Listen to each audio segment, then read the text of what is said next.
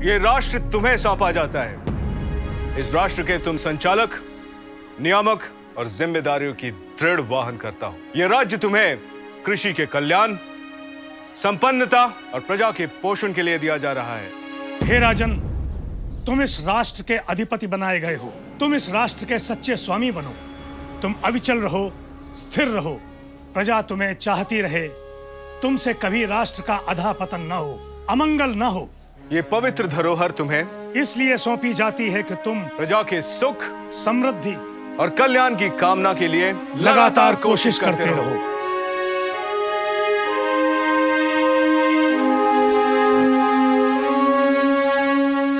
हे इंद्र, हमें रित की राह पर ले चलो। हमें सच की राह पर ले चलो। हे राजन, तुम बाघ हो, अब इस बाघ चर्म पर बैठो। इस महान राष्ट्र पर राज करो। सभी गोत्र तुमसे यही चाहते हैं।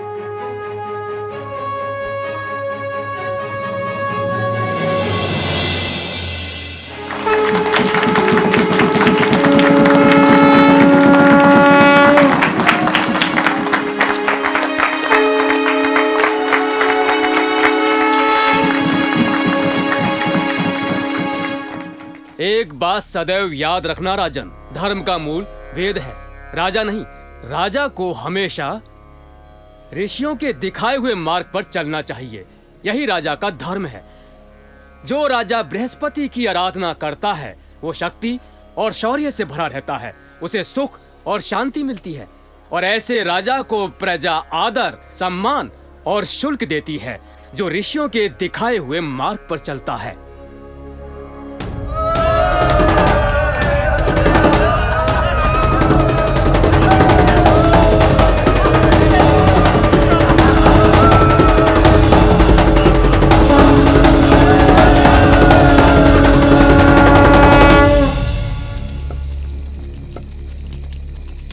किसे पकड़ा है? दुष्ट है, चोर है या हिंसक है? प्रधान जीवग्रीव कोई शातिर है, सीधे सीधे उत्तर नहीं दे रहा है। बंदी, मैं जीवग्रीव हूँ, पुर का प्रधान जीवग्रीव। तुम जैसे अपराधियों को बंदी बनाना मेरा काम है। रात में पहरेदारी करते हुए मेरे इंद्र सखाओं ने बिना कारण से तुम्हें नहीं पकड़ा होगा। अपना अपराध स्वीकार करो तो मैं तुम्हारा दंड कम करवा दूंगा। मुझे अपने राजा के सामने पेश करो। इसका अपराध क्या है? आर्य अंधेरे में नौका से उतरा और पुर की ओर दौड़ने लगा। मैंने पुकारा, रुकने के लिए कहा। मैंने इसे चिल्लाकर कहा कि मैं इंद्र सखा हूँ, रात का पहरेदार हूँ, पर यह नहीं रुका।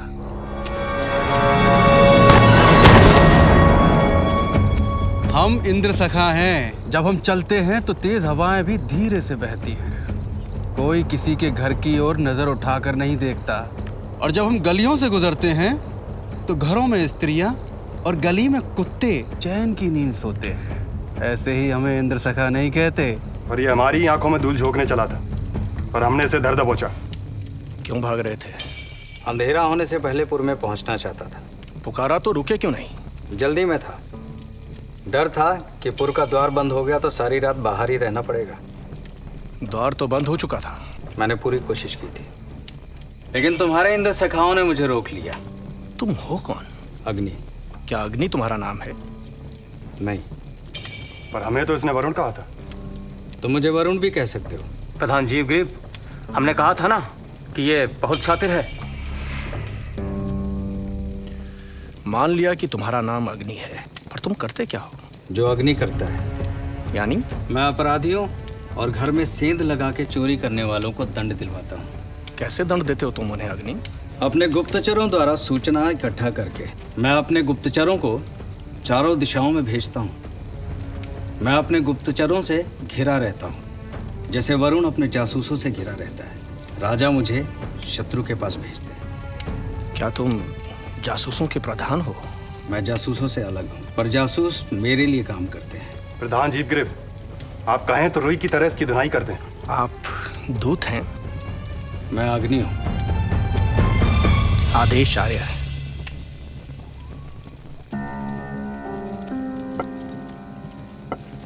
क्षमा करें अग्नि।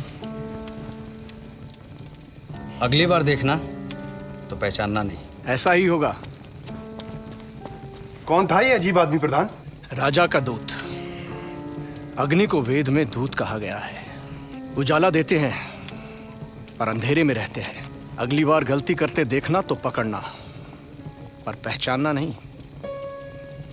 पुरुओं ने दस्युओं के दुर्ग तोड़ दिए और नगर को लूट लिया है। कुरुओं ने पांचालों पर हमला कर दिया है। सरस्वती, गंगा और यमुना में लाशें बह रही हैं। सब कुछ तहस नहस हो रहा है राजन। गायों, बच्चों और औरतों की पुकार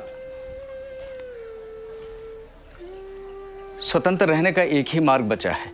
या तो हम अपने राज्य का विस्तार करें या पड़ोसी राज्यों के साथ शांति का समझौता करें, या तो दूसरों से उनकी सुरक्षा की कीमत लें या अपनी सुरक्षा की कीमत दें। पुरु, कुरु, पांचाल ये सभी अश्वमेध के लिए उतावले हो रहे हैं राजन। हमें अपने पुरों, अपने ग्रामों को अभेद्य बनाना होगा।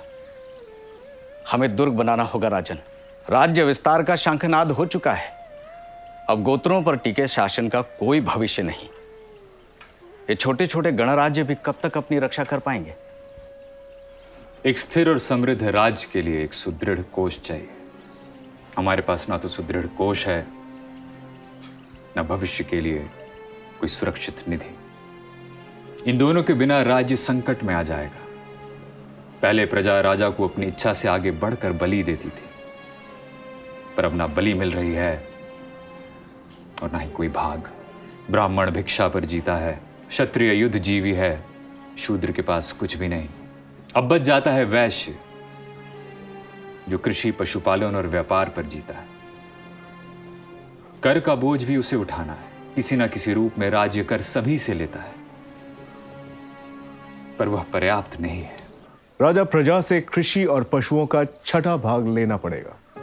बलि मांग कर तो देखिए, कुछ लोग छठे हिस्से से ज्यादा भी देंगे। उपज का छठा हिस्सा देना जरूरी कर दीजिए राजन। अग्नि, कुछ ऐसे भी तो लोग होंगे जो अच्छी उपज और पशुधन में वृद्धि के बाद भी राज्य को कर नहीं देते होंगे। कर चुराने वालों की संख्या बड़ी है राजन। कई ऐसे भी हैं जो कर बचाने के लिए उपज कम दिखाते हैं, और कई कर लेने वाले बलि साधक या बलिपति ग्राहक को रिश्वत देते हैं। अपने गुप्तचरों को चारों दिशाओं में भेजो और कर ना देने वालों का पता लगाओ। पुरखों ने अग्नि से कर दिलवाने की प्रार्थना ऐसे ही नहीं की है। राजन, मैं आज ये घोषणा करवाता हूं कि राज का भाग दिए बिना कोई भी अनाज खेत से घर नहीं ले जाएगा। मैं कर जमा करने वाले बलिपति ग्राहकों से बात करता हूं। पड़ोसी राज पर ध्यान रखना। चुनौती प्रजा की रक्षा और कोष के निर्माण की है।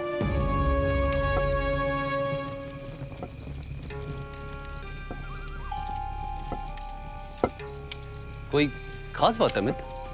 आज गांव में बहुत सारे इंद्र सखा घूम रहे हैं। को राजा ने सावधान रहने को कहा है। मनुष्य हो या पशु, सभी सुरक्षित और निर्भय होने चाहिए। ना जाने मनुष्य कब युद्ध के भय से छुटकारा पाएगा। तुम्हें क्या लगता है ये उदार है? तुम्हें और मुझे गांव की रक्षा के लिए तैयार रहना होगा। पुरखों ने तुम्हें अग्नि और मुझे इंद्र सखा इसीलिए कहा है। तुम जलते रहो, मैं जागते रहूंगा।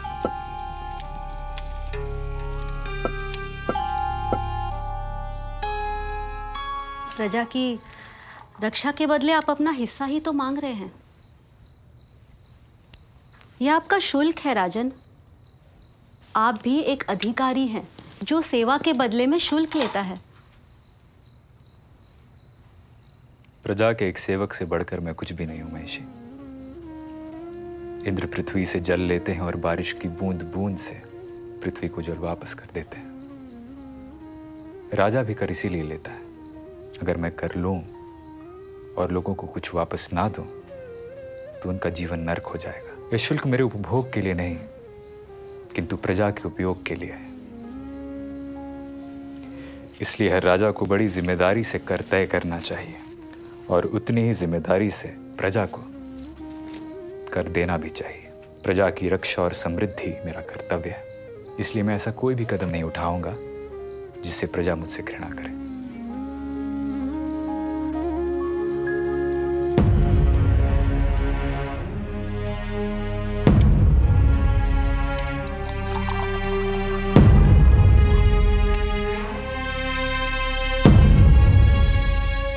मेरी प्रजा से कर जमा करने वाले बागदूग और बलिपति ग्राहक ये ध्यान दें कि कर की प्यास ऐसी भी ना हो कि वो राज्य के आधार प्रजा को ही नष्ट कर दे। राज्य की आय प्रजा की पैदावार और उसकी संपत्ति बनाने पर निर्भर करती है। राज्य के कोष में धन तब आएगा जब प्रजा के कोष से कुछ कम होगा। इसलिए हमें राज्य के हित और प्रजा के हित में मेल मिलाप करना होगा। दूध की कामना रखने वाला कभी गाय के थनों को काट कर दूध नहीं पा सकता। गाय का दूध चाहने वाले को गाय की देखभाल करनी पड़ती है। वाह भीष्म वाह। राजा द्वारा सुरक्षित धरती जैसे राजा को अन्न और धन देती है, वैसे ही संतुष्ट मां अपने बच्चे को दूध देती है। सुनो सामागी, महाभारत में ही भीष्म आगे कहते हैं, जब गाय के बछड़े को मां का दूध पीने दिया जाता है तो बछड़ा तगड़ा बनता है और थकान सह सकता है। पर यदि गाय को ज्यादा दूध लिया जाए तो बछड़ा कुछ नहीं कर सकता। वैसे ही राज्य में यदि प्रजा को ज्यादा दूध लिया जाए तो प्रजा कुछ भी उपयुक्त पाने में असफल रहती है। कामंदक ने भी राजा को ग्वाले की तरह काम करने और कर लेने को कहा है। पंचतंत्र में भी ऐसा ही मत है कि जो बकरी को मार देता है उसे एक समय का भोजन तो मिल जाएगा, पर जो बकरी को अच्छी तरह से पालता है उसे बरसों तक दूध मिल सकता है। महाराज मनु ने कहा है कि जिस तरह जोंक, मधुमक्खी, बछड़ा थोड़ा थोड़ा कर अपना भोजन करते हैं, वैसे ही एक राजा को भी मर्यादित कर तय करना चाहिए। स्वच्छता कई प्रकार की होती है, पर संपत्ति पाने में स्वच्छता सर्वश्रेष्ठ है।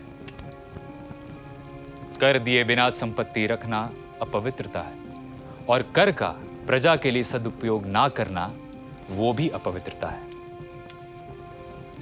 इसलिए मेरे कर जमा करने वाले भागदूक यह ध्यान रखें कि वह राजा जो प्रजा का शोषण करता है वो बहुत जल्दी ही अपना राज और जीवन दोनों खो बैठता है। इसलिए मेरी प्रजा से कृषि, मांस, पेड़, कंदमूल, बर्तन और पत्थरों से बनी वस्तुओं का छठा हिस्सा लें और स्वर्ण और पशुधन की वृद्धि का सिर्फ 50वां। महाराज मनु ने आदेश दिया है कि 2 माह या उससे अधिक की गर्भवती स्त्री, सन्यासी, वेद पाठी ब्राह्मण और वनवासी से नदी पार करने का नौका कर ना लें। राजन, यदि किसी निर्धन के पास देने के लिए कुछ भी ना हो तो उससे हाथ जोड़कर प्रार्थना करें कि वो अपने पुण्य का छठा हिस्सा कर के रूप में राज्य को दे दे। बिना धन के अश्वमेध यज्ञ कैसे होगा?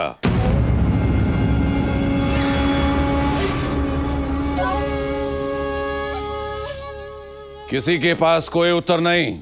राजन, तिल से तब तक तेल नहीं निकलता जब तक उसे सुखाया नहीं जाता, टुकड़े टुकड़े नहीं किया जाता दबाया और पीसा नहीं जाता, उसी तरह जब तक प्रजा को दबाया नहीं जाएगा वो कुछ देने वाली नहीं। तो किसने रोका है तिलों से तेल निकालने को?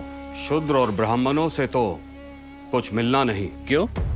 शूद्रों से काम कराया जा सकता है और उनकी सेवा का शुल्क राज्य ले सकता है। ये अनर्थ होगा राजन, ऐसे विचारों से बचना चाहिए। क्यों? क्योंकि उनकी रक्षा करना राजा का कर्तव्य है। सेवा करने के अलावा उसके पास बचा क्या है? जो जीवन भर कष्ट सहता है, उसे और कष्ट दिया तो अश्वमेध यज्ञ की अग्नि आपकी आहुति ग्रहण नहीं करेगी। तो ब्राह्मणों से लें, यज्ञ की आहुति से ज्यादा आहुति तो उन्हें मिलती है। अनर्थ। राजन, ब्राह्मणों से उनको मिलने वाली भिक्षा का भाग लेना चाहिए। हर घर से उनको भिक्षा मिलती है। सुन लें सभी लोक सेवक, जिस राष्ट्र में भिक्षा के अन्न पर जीने वाले अपरिग्रही, बुद्धिजीवी, वेदज्ञ, ब्रह्म का अनुसंधान करने वाले जन्मना नहीं कर्मणा ब्राह्मण को कष्ट दिया जाता है, उसकी हत्या की जाती है, वो राष्ट्र वैसे ही डूब जाता है जैसे छेद वाली नौका पानी में डूब जाती है। सावधान राजन, तुम्हारे लोक सेवक तुम्हें नर्क का द्वार दिखा रहे हैं। जो राजा कर लेकर अपनी प्रजा की रक्षा नहीं करता वो नर्क में जाता है। कौन कहता है? मैं नहीं, ये मनु ने कहा है। प्रजा अपनी फसल का छठा भाग आपको इसलिए देती है कि आप प्रजा को न्याय दें और राष्ट्र को शांति। कौन कहता है कि जो छठा भाग लेकर भी प्रजा की रक्षा और सुशासन नहीं देता वो डाकू है, जो छल से प्रजा का छठा भाग चुराता है? महाभारत। तुम लोग लोक सेवक हो या डाकू? सावधान राजन, मैं तुम्हें प्रजा की संपत्ति पर डाका डालने नहीं दूंगा।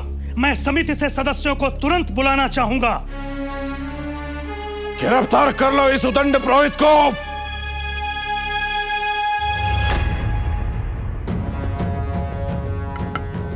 यमराज तेरी ओर बढ़ रहा है राजा, उस पर तेरा शासन नहीं चलेगा।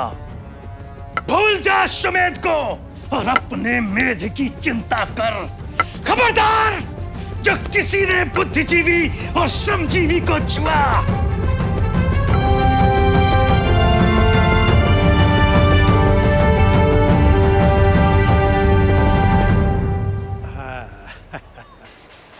क्या रे सायण, सुना है तू पत्नी को भी शास्त्र सिखा रहा है? घर में शांति रहती है आचार्य। मैं बोलता रहता हूँ, वो सुनती रहती है। उसे बोलने का मौका ही नहीं देता। चल झूठा, तू बोले तो सरस्वती भी सुनती है। भारत और विजयनगर में गार्गी, मैत्री, घोषा, अपाला, शाश्वती, सूर्य सावित्री, सुर्वचला होनी चाहिए। मैं तो उन वैदिक विदुषियों से क्षमा मांग रहा हूँ और कोशिश कर रहा हूँ कि वो परंपरा जीवित रहे। सोचिए कैसा होगा वो भारत जहाँ देश के कोने कोने में गार्गी प्रश्नों के तीर लिए याज्ञवल्क्य को चुनौती दे। हम सरस्वती की उपासना करते हैं, पर सरस्वती स्वरूपा को ज्ञान से वंचित रखते हैं। जिस दिन हमने प्रजापति की बेटियों को श्रेष्ठ ज्ञान का अधिकार दे दिया ना, उस दिन सही अर्थों में धर्म की विजय होगी। राजा का हिस्सा लेने भाग दुख तो नहीं है, मगर ये बिन मौसम के बादल आ गए। स्वामी, अगर आप कहें तो सारा अनाज कोठरी में रख दें। बरसात आ गई तो सारा अनाज भीग जाएगा। बिल्कुल नहीं। जब तक राजा का भाग अलग नहीं हो जाता तब तक अनाज का एक दाना भी नहीं हटेगा यहां से। अब ये अनाज बंधन में है और ये कर लेने वालों के सामने ही खुलेगा। इसमें से किसी ने एक दाना भी लिया तो वो नर्क में जाएगा। मैं घर जा रहा हूं। भाग दूंगा है तो मुझे बुलवा लेना। जी स्वामी। एक बात याद रखना, मेरी गैर हाजिरी में भागदुग अनाज का हिस्सा करे तो बंधन में रखा अनाज भी ढेर में मिला देना। क्यों मालिक, एक मुट्ठी भर ही तो है। एक मुट्ठी ही सही, मगर इसमें भी राजा का हिस्सा है और राजा के हिस्से का एक दाना भी लेकर मैं अपना धर्म नहीं बिगाड़ूंगा। जी मालिक।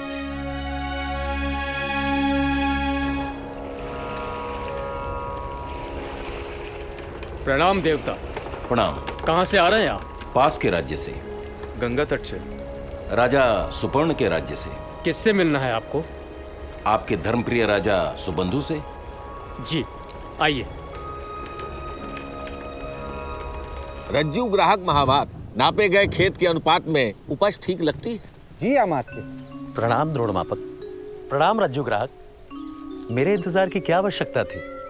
आपने राजभाग का बंटवारा कर लिया होता। यह अधर्म होता। आपकी सहमति हो तो राजभाग के लिए अनाज का विभाजन किया जाए।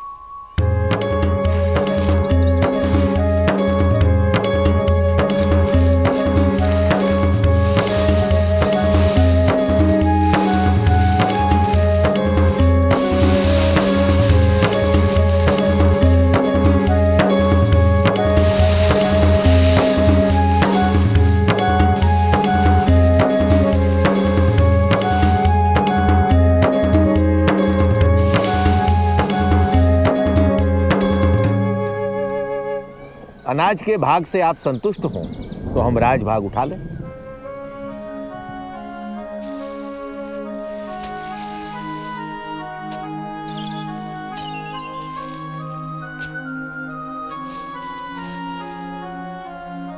ये उन गायों के नाम से राजा को, जिसके रास्ते में गायें चारागाहों में चरती हैं।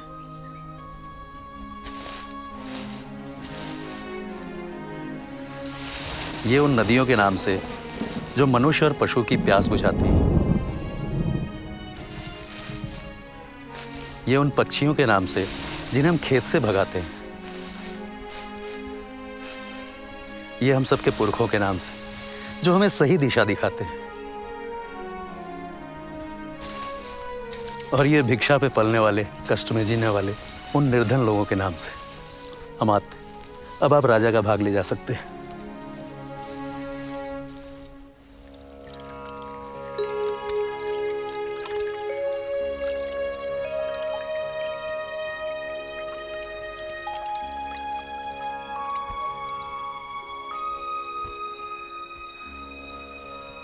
जहां राजा अराजक हो, ऐसे राज्य को छोड़ने का शास्त्र भी आदेश देते हैं। जहां राज पुरोहित बंदी हो और श्रमजीवी को सताया जा रहा है, ऐसे राज्य में बुद्धिमान एक पल भी रहना नहीं चाहेगा। हम अपने समस्त कुलगोत्र के साथ आपके राज्य में बसना चाहेंगे राजन। हमारे पास केवल ज्ञान और गायें हैं। और मेरे पास दोनों के लिए आश्रय है। मेरा राष्ट्र आपको भूमि देगा। यह अच्छा मौका है राजन। हम बुद्धिजीवी, श्रमजीवी, कर्मकार, नट, नर्तक, मल्ल आदि को अपने राज्य में बसाएं और अपने नए जनपद बनाएं। और उस दुष्ट सुपर्ण के राज्य में भी। सुपर्ण के राज्य में यानी? उसका राज्य हमारा हो सकता है। जिस राज्य में बुद्धिजीवी, श्रमजीवी असंतुष्ट हों, वहां राजा को उलटने में देर नहीं लगती। हम राजपुरोहित को कारागार से बाहर निकालें और श्रमजीवियों को कष्टों से मुक्ति और उनका अधिकार दिलाएं।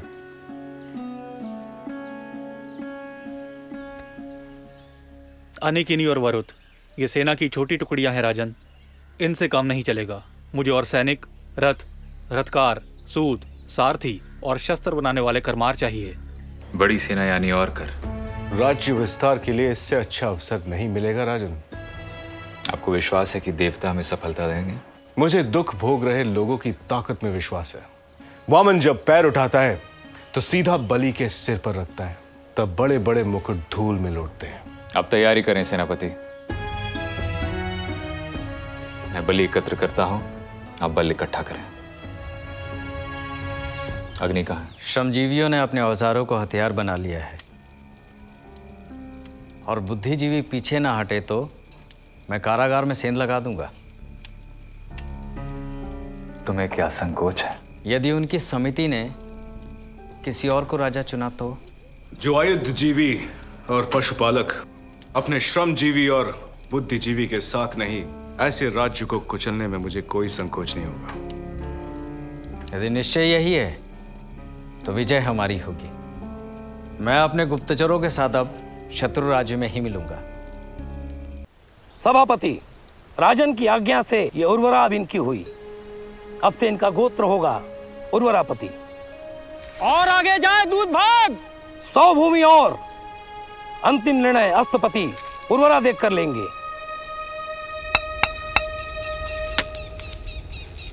स्वामी, क्या वैदिक काल में भी भूमि नापने की कोई व्यवस्था थी? तुम्हें भी संसर्गजन्य रोग हो गया। ये रोग अच्छा है स्वामी। ऋग्वेद में भूमि सर्वेक्षण का वर्णन है। उदाहरण के लिए ऋभुओं द्वारा एक व्यक्ति की भूमि को दंड से नापने का ऋग्वेद में उल्लेख है, लेकिन इससे हमें दंड के बारे में कोई खास जानकारी नहीं मिलती। ऋग्वेद में ब्राह्मणों को भूमि दान देने का भी उल्लेख है। उर्वरा यानी खेत और उर्वरापति यानी खेत या भूमि का स्वामी जैसे शब्द ऋग्वेद में है। शतपथ ब्राह्मण में भूमि शब्द नाप के लिए मिलता है, पर यह दंड द्वारा नाप के लिए प्रयोग होता था या नहीं ये कहना कठिन है। जातक कथाओं से भी हमें प्राचीन व्यवस्थाओं का पता चलता है। कुरुदम जातक में एक रथ के सारथी द्वारा भूमि नापने का उल्लेख है। ऐसा वर्णन है कि सारथी ने रस्सी का एक सिरा जो उसने एक छड़ी से बांध रखा था खेत के मालिक को दिया, और वैसी ही छड़ी से बंधा दूसरा सिरा खुद अपने हाथ में लेकर जमीन नापने चल पड़ा, और जहां नाप खत्म करने के लिए रुका वहां केकड़े का बिल था। अब वो सोचने लगा, यदि मैं छड़ी बिल के भीतर रखता हूं तो राजा का नुकसान होगा, और छड़ी बिल के बाहर रखता हूं तो किसान का नुकसान होगा। अब उसे क्या करना चाहिए? इससे हमें ये नहीं सोचना चाहिए कि भूमि सारथी नापते थे। इससे हम सिर्फ इतना कह सकते हैं कि भूमि नापने के लिए दंडक का प्रयोग होता था जो रस्सी से जुड़ा होता था, और ऐसे सर्वेक्षक को रज्जु गाहक अमाच या रज्जु ग्राहक अमात्य कहते थे। सारथी की छड़ी बिल के भीतर या बाहर रखने की दुविधा हमें इतना जरूर बताती है कि सर्वेक्षण कितनी बारीकी और साफ मन से किया जाता था। यही लोक सेवक का धर्म है। ये राजभाग है, पर यह तो फसल का 1/3 भाग है। राजा का अधिकार 6ठे भाग पे होता है। ये संकट का समय है, ऐसे में राजा जितना चाहे प्रणय कर ले सकता है। कौन सा संकट? यदि राष्ट्र पे संकट है तो मैं और मेरा परिवार भूखा रहने को तैयार है, पर ना अकाल है, ना महामारी, ना युद्ध। फिर कौन सा संकट? राजा के निर्णय पर प्रश्न करने का अधिकार ना तुम्हें है ना मुझे। अधिकार है, राजा से प्रश्न करने का अधिकार सभा को है, समिति को है, जन को है।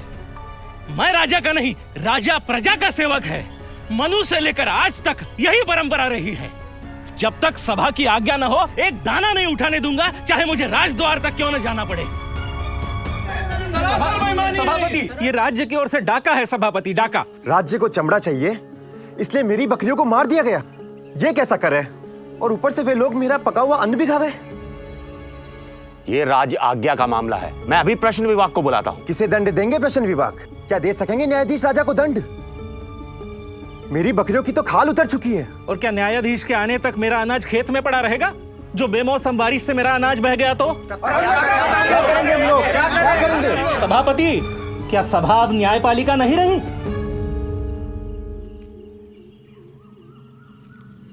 मैं तुम्हें 100 गायों का दंड देता हूं। मैंने किसी की हत्या नहीं की है प्रश्न विभाग, ये तो हत्यारे का दंड है। तुमने राजा की निंदा की है। राजा की निंदा राजा की हत्या है। राजन, न मैंने आपकी आलोचना की है न निंदा। मैंने केवल भागदुख से इतना पूछा था कि संकट किस पे है। प्रश्न विभाग का निर्णय अंतिम है। राजन,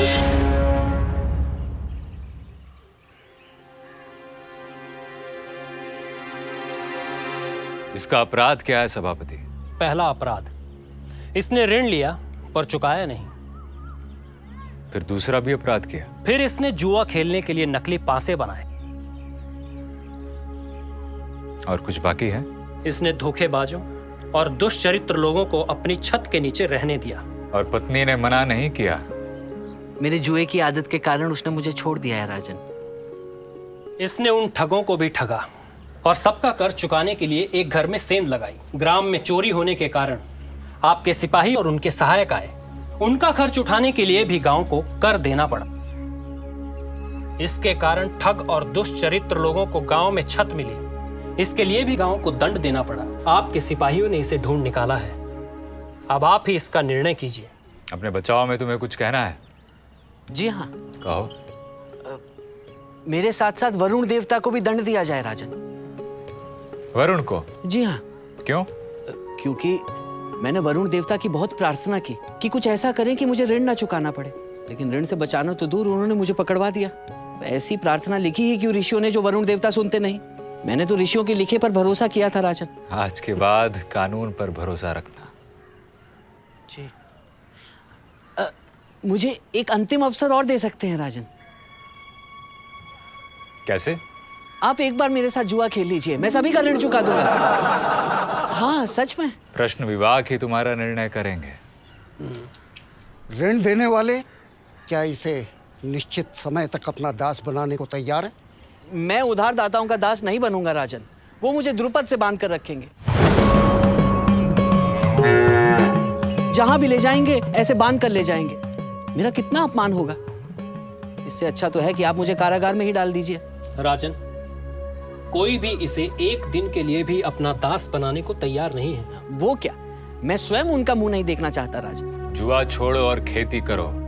जी, इसके अलावा कोई मार्ग भी नहीं बचा है। प्रश्न विभाग।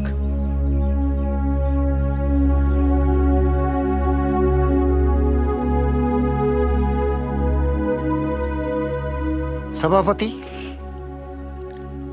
इससे खेतों में काम करवाएं और श्रम के बदले जो मूल्य मिलेगा उससे ही ये अपना ऋण चुकाए।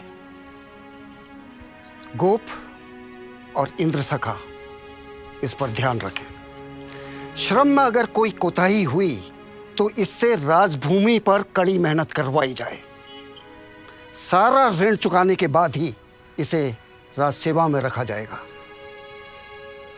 ताकि ये गांव-गांव जाकर जुए के विरुद्ध प्रचार करे और लोगों को जुए से दूर रहने की सलाह दे सके। राजन, प्रजा अतिरिक्त कर देने का विरोध कर रही है। प्रजा सभा में आवाज उठा रही है। सभासद उनके साथ हैं।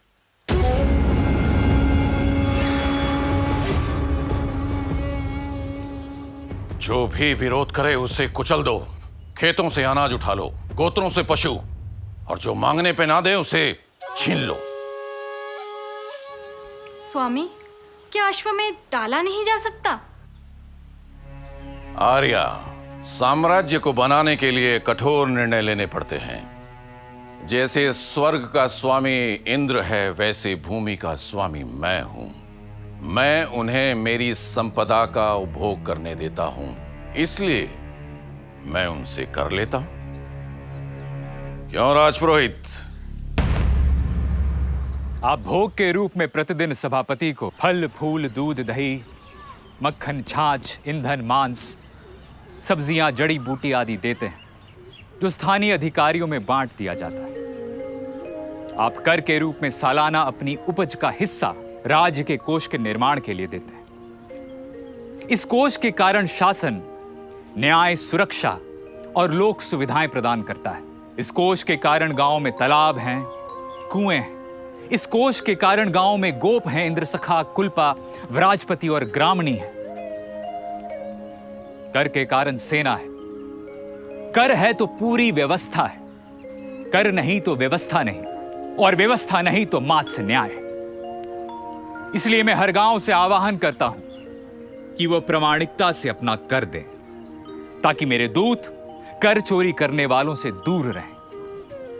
गाय सूंघ कर देखती है, बुद्धिजीवी की आंखें ज्ञान है, और मेरी आंखें मेरे गुप्तचर हैं। मेरे गुप्तचरों की आंखें आपके धन पर ना पड़े, ऐसा कुछ करें। यानी सभी कर दें। और यदि मेरे कर जमा करने वालों की आंखें और मन आपके धन पर पड़ जाएं, तो पहले मुझे सूचित करें।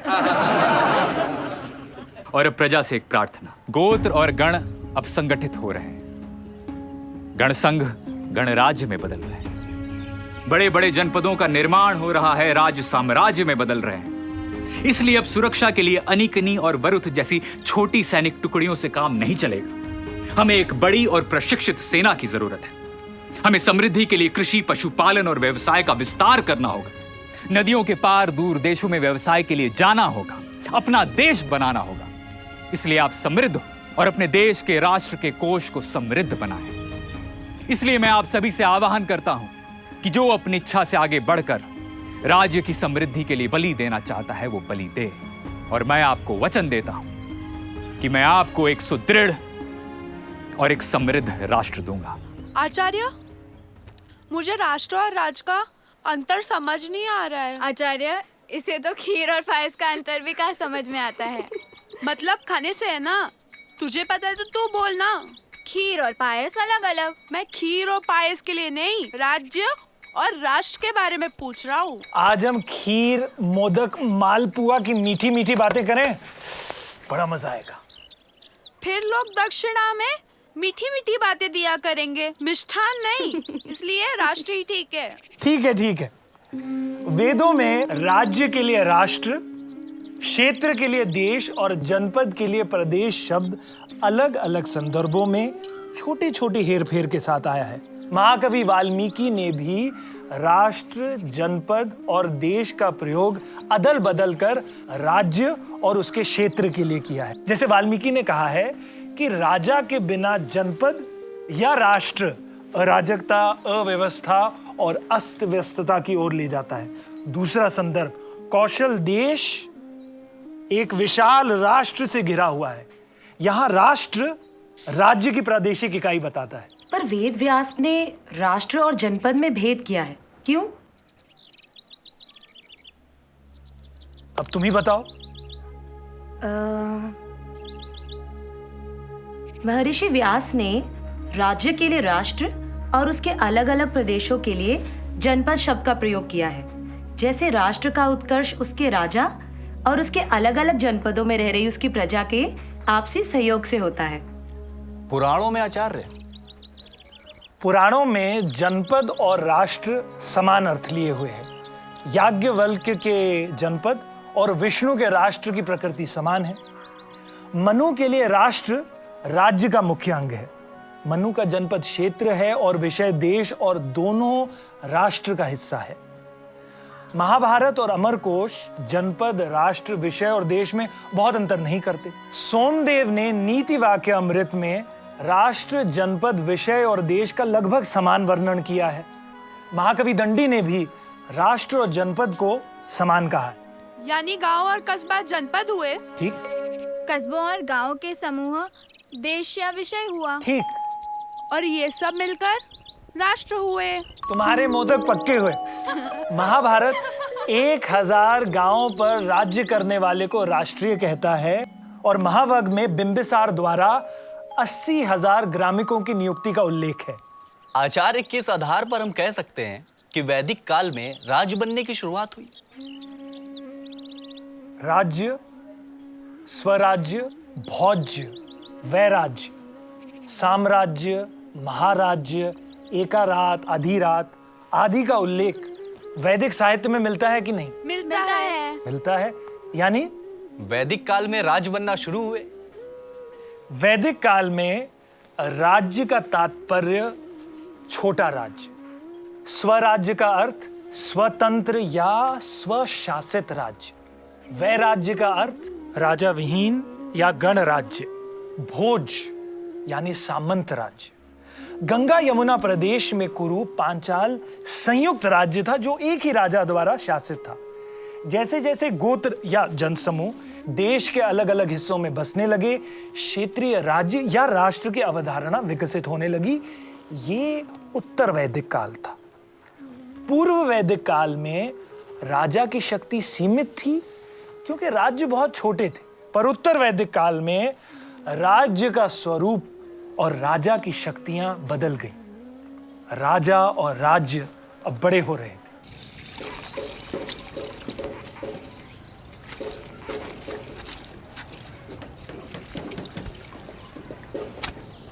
राजपुरोहित बंदी हैं और हम चुप हैं। हम यहाँ अपना पेट काटकर राजा के लिए काम कर रहे हैं और राजा के कर जमा करने वाले किसानों को लूट रहे हैं, उनके घर में घुसकर उनका अनाज छीन रहे हैं,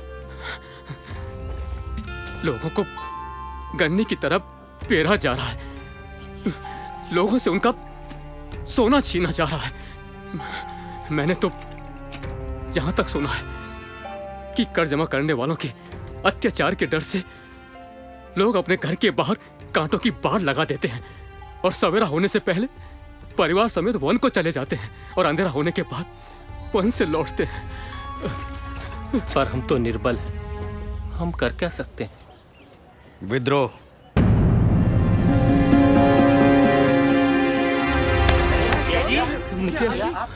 आप भी हिम्मत रखो, एक रहो, स्वतंत्रता दूर नहीं है। जा तू भी मत।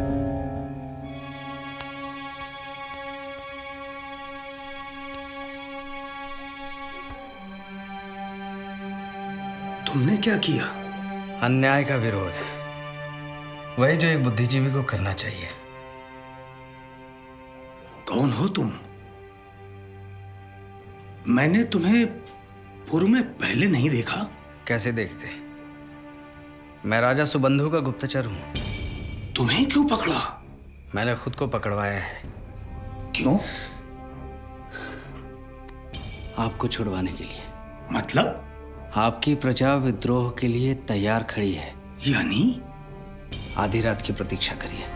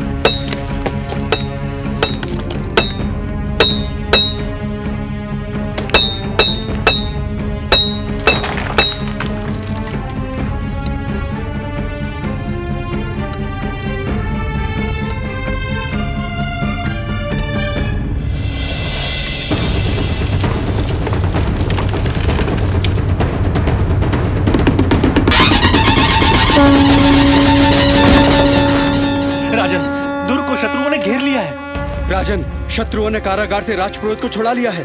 श्रमजीवियों ने कारागार पर कब्जा कर लिया है। सेनापति कहाँ मर गया? राजन, जन विद्रोह हो गया। प्रजा ने सेनापति को बंदी बना लिया। लोगों ने शत्रु के लिए दुर्ग के द्वार खोल दिए और हमारे कई सैनिक भी उनके साथ हो लिए।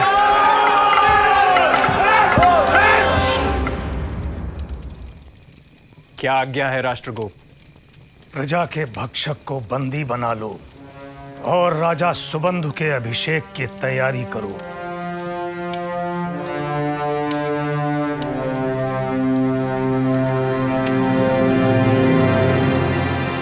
वेद कहते हैं हम एक से अनेक हुए हैं, इसलिए वास्तव में हम सभी एक हैं।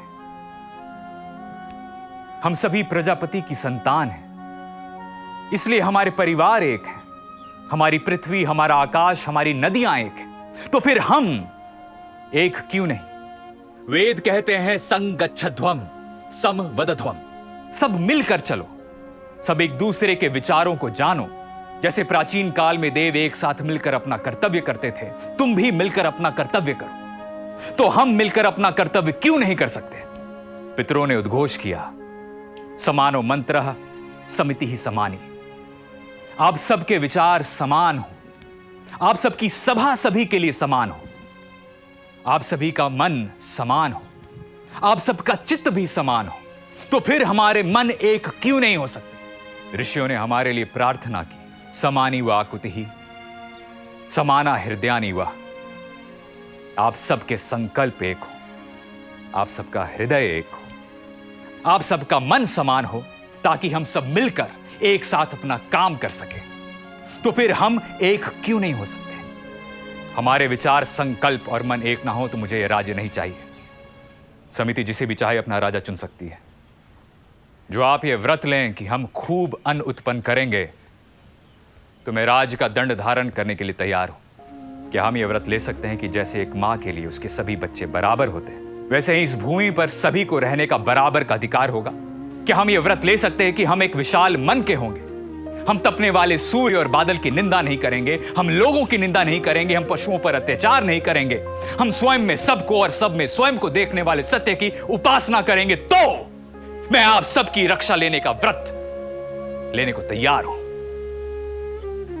कि हम पितरों के लिए स्वधा, मनुष्यों के लिए आशा और पशुओं के लिए तृण और जल और खुद के लिए अन्न की प्राप्ति कर सकते हैं? क्या हम एक ऐसा राज्य बना सकते हैं जहां कोई चोर ना हो, कोई मद्यपान ना करता हो, कंजूस ना हो, कोई श्रद्धाहीन ना हो, कोई दुराचारी ना हो, कोई ऐसा ना हो जो अग्नि की उपासना ना करे और कोई ऐसा ना हो जो दान ना करे, जहां मेघ गरज गरज कर प्रजापति की वाणी दोहराते हों कि दमन करो दुष्टता का, दान करो संपत्ति का, दया करो, हिंसा ना करो। राजपुरोहित जी,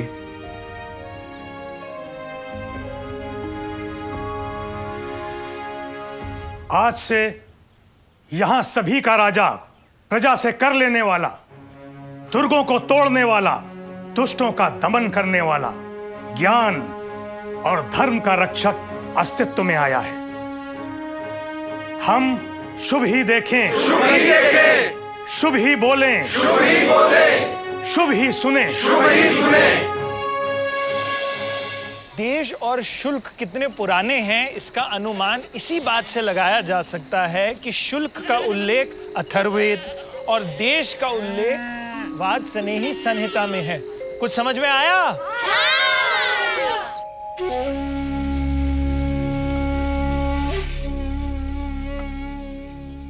तुम्हें परिवार सहित देश निकाला दिया जा रहा है। फिर कभी मेरे देश की तरफ आंख उठा के न देखना, न दिखाई देना।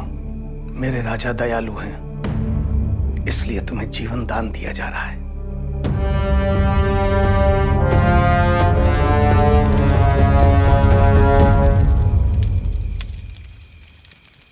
अग्नि,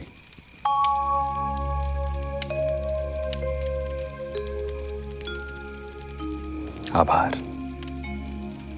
राजन, आप राज्य संभालिए, मैं चोरों और करचोरों को ढूंढता हूं।